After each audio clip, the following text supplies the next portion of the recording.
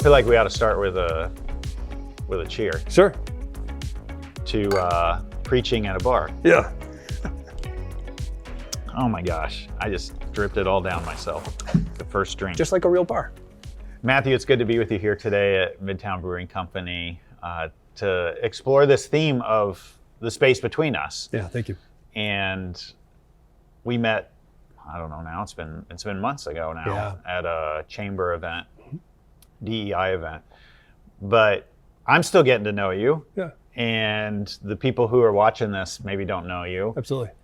So to me, you were the perfect person to have this conversation with, this kickoff conversation with. Thank you. But everybody else doesn't know that. So tell us a little bit about yourself so people know who you are. Sure. Thank you.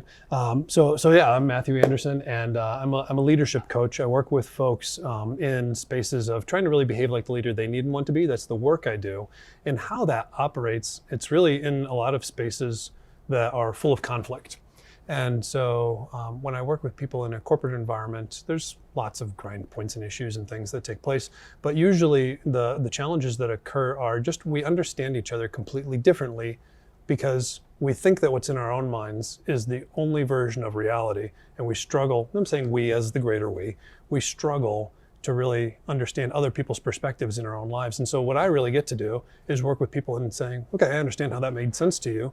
How would it feel over here? What do you think about if we did it that way? What happened over here? And so I work with folks really in the space of navigating through conflict, successfully transforming conflict into collaboration, and really working together instead of against each other. It reminds me a little bit about, I was on the Habitat for Humanity board up in Northern Michigan, and Nice. my job was the family advocate person. And I was basically the conflict department of Habitat.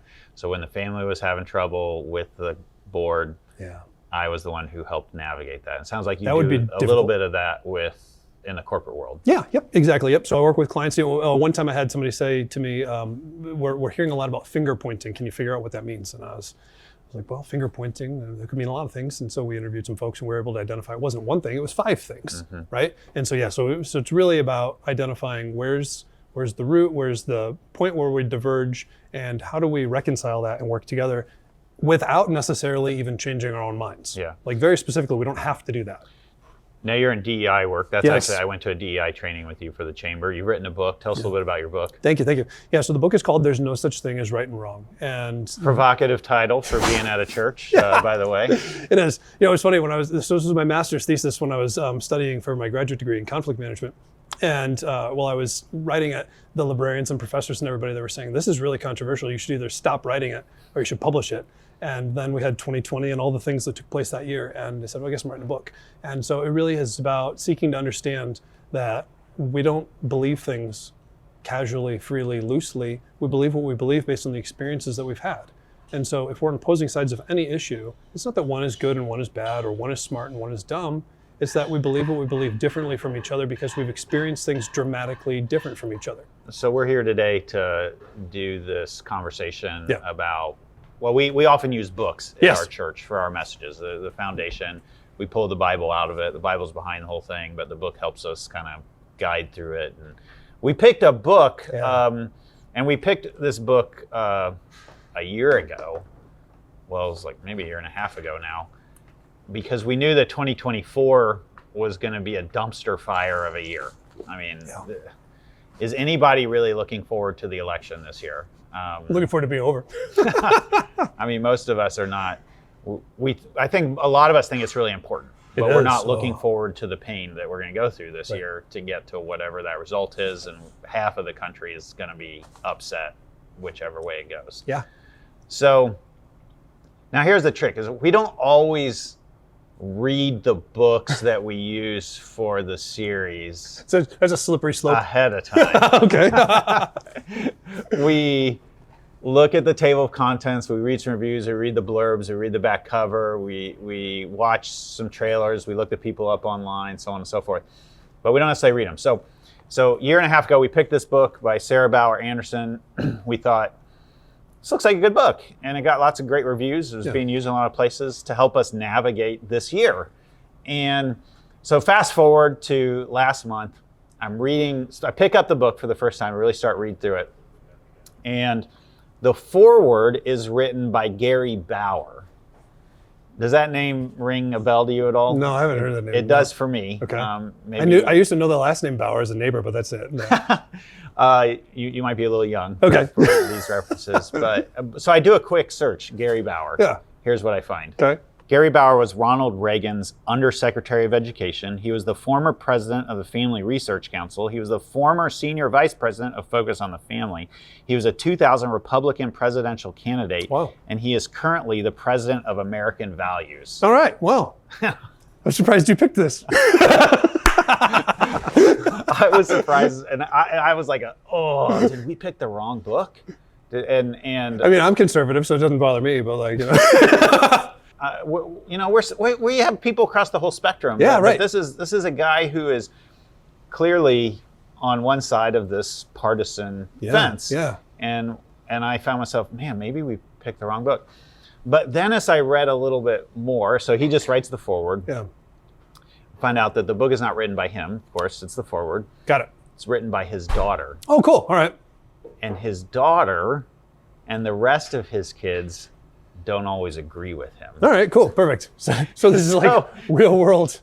She's written a book about how they have managed those differences as a family. That's cool. That's neat. And once I started reading, I was like, this is the perfect book. Nice. Because if someone who is that publicly partisan, who has children who don't always agree with him, have learned how to navigate and stay connected in their family, then she probably has some stuff to teach us. Yeah. This is pretty cool. All right, great. Now, Sarah Bauer Anderson grew up very conservative evangelical. She talks about how she would have American-themed birthday parties. Oh, cool. Because her birthday was right around 4th of July. She participated in True Love Waits. Do you remember that whole thing? That was like the abstinence thing. Yeah. I actually had one. I used to have one of those rings when I was a teenager. I never did that, so I guess I didn't. Well, you were too old for that. No, it was a thing when I was there. But so she participated in that. She was part of the whole "I Kiss Dating Goodbye" Joshua Harris thing. Yeah. By the way, do you know that book? I didn't read it. I'm familiar. I've heard of that. Yeah, it's the whole idea that you should be not dating but courting. Right. Well, Joshua Harris eventually disavowed that book, and then he kissed Christianity goodbye. So he's now a non-believer, but he influenced a generation of young people, and she was part of that. So here's how she describes herself coming out of high school. Yeah. By the time I graduated high school, I had become the poster child for what a teenager living in evangelical Christian subculture looked like and wouldn't have it any other way. But then when she goes off to college, her world gets bigger. And she starts to meet people who disagree with her, who don't see eye to eye with her, and they're not crazy. And they actually have good ideas. Right. And she begins to question some of these things that she held growing up.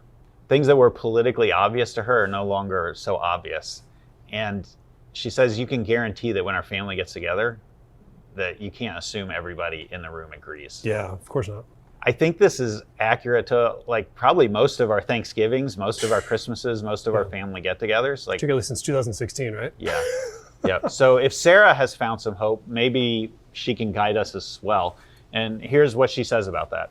If we've managed to find a way forward in spite of what could drive us apart, there's hope for everyone.